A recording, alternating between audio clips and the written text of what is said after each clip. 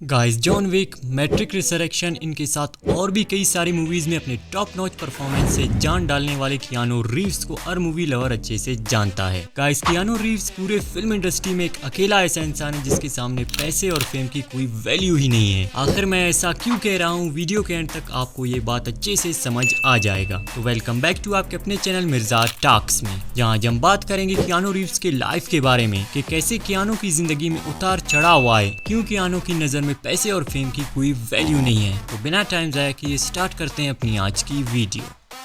Keanu Charles Reeves 2 सितंबर 1964 Lebanon के एक city बेयरूत में पैदा हुआ। कियानो की पेरेंट्स की अगर बात करें तो कियानो की मदर एक कॉस्ट्यूम डिजाइनर, वहीं कियानो के फादर एक जियोलॉजिस्ट थे और फैमिली में कियानो की यंगर सिस्टर कीम्स का जन्म हुआ, जिसके बाद कियानो की जिंदगी में पहली ट्रेजेडी हुई। कियानो के मदर और फादर अलग हो गए। कियानो अपनी मदर और यंगर सिस्टर के साथ न्यूयॉर्क और फिर टोरंटो शिफ्ट हो गया। गाइस, अब यहाँ से कियानो की जिंदगी में एक के बाद एक टर्निंग पॉइंट्स आने लगी। अब कियानो की जिंदगी में आया उसका फर्स्ट स्टेप फादर, और with in a year Keanu के मदर का फिर से डिवोर्स हो गया। देन कियानो के सेकंड स्टेप फादर की कहानी शुरू हुई, जो कि ज्यादा देर टिक ना पाई, जिसके बाद कियानो स्कूल से ड्रॉप आउट हो गया और अपनी एक्टिंग करियर पर फोकस करने लगा। जिसके कुछ ही टाइम बाद कियानो को 1986 में यंग ब्लड नामी मूवी में एक सपोर्टिंग रोल मिला। इस कैनेडियन मूवी को करने के बाद कियानो अपना बोरिया बिस्तर बांध हॉलीवुड की तरफ रवाना हुआ और कियानो को हॉलीवुड की मूवीज में छोटे मोटे रोल मिलना स्टार्ट हो गए। और इसी बीच कियानो की मुलाकात रिवर फोनिक्स से हुई और इन दोनों के बीच काफी गहरी दोस्ती हो गई। अब लगा कि फाइनली कियानो की लाइफ ट्रैक पर आ गई है, लेकिन किस्मत में कुछ और ही लिखा था,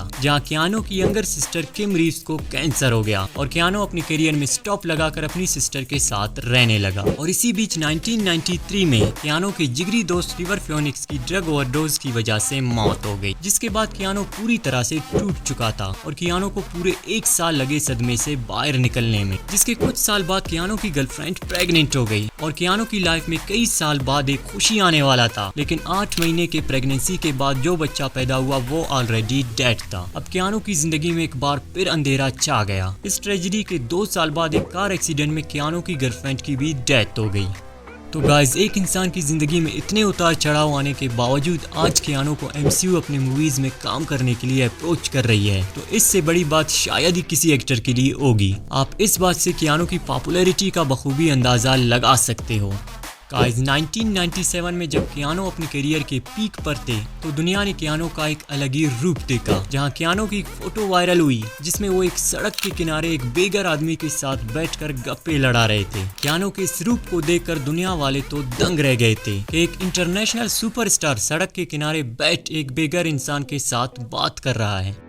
गाइस, इस इंसिडेंट के 13 साल बाद 2010 में रेडिट पर कियानो रीव्स की एक और फोटो वायरल हुई जिसमें वो एक पार्क के बेंच में बैठ के सैंडविच खा रहे थे। कियानो के इस बिहेवियर को देख के फैंस के दिल में कियानो के लिए इज्जत और भी बढ़ गई। और गाइस, कियानो के बारे में एक और किस्सा मशहूर है कि जब एक बार कियानो न्यूयॉर्क के सबवे पर ट्रेवल कर रहे थे तो एक फैन उनके पास आकर बैठ गया और पूरे रास्ते कियानो ने इस फैन से ड्रीम और लाइफ के बारे में बातें की और उन्हें मोटिवेट किया। और इस फैन ने अपने स्टेटमेंट में कहा कि मुझे ऐसा लग रहा था कि मैं अपने बड़े भाई से बैठकर बातें कर रही हूँ, ना कि किसी इंटरनेशनल स्टार से।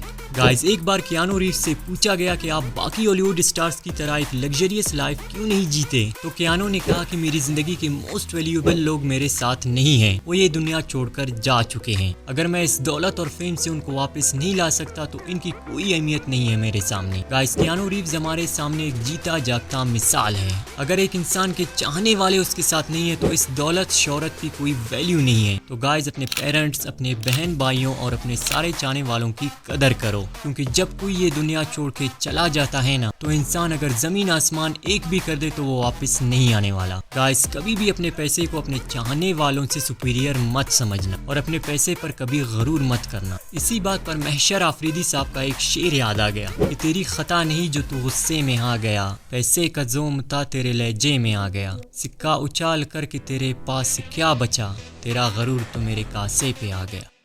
तो गाइस, ये थी हमारी आज की वीडियो। आई होप आप लोगों को काफी ज्यादा पसंद आई है। नेक्स्ट वीडियो किस हॉलीवुड या बॉलीवुड स्टार पर होना चाहिए कमेंट सेक्शन में मुझे जरूर बताना। और हाँ गाइस, वीडियो को लाइक करके चैनल को सब्सक्राइब भी कर देना, बिकॉज ऐसी इंटरेस्टिंग वीडियोस मेरे चैनल पर आती रहती हैं। मिलता हूँ आपसे नेक्स्ट वीडियो में, तब तक के लिए अल्लाह हाफिज।